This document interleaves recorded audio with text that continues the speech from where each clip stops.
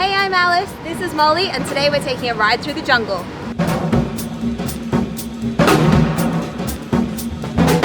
Today we are going to the area named Bangkok, which is the oasis of Bangkok.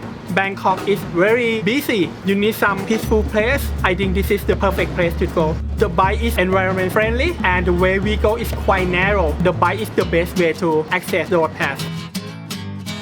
You're gonna see it real different from Bangkok side and the Samut Prakan side. Now we are in the place we call Bangkok, one of the greenest area of Asia. The first checkpoint that we are going to is a national park. We are going to feed some fish. Okay, sounds great. On your bike.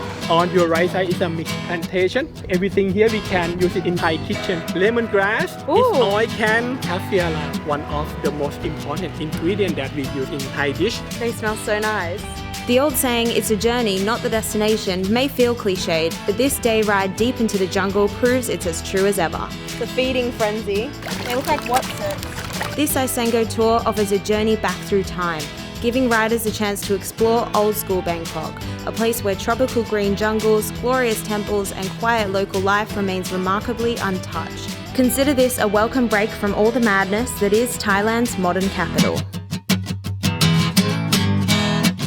Temple is community center. If we have temple, it means that around temple there is some village. The monks support by villager and at the same time they support each other.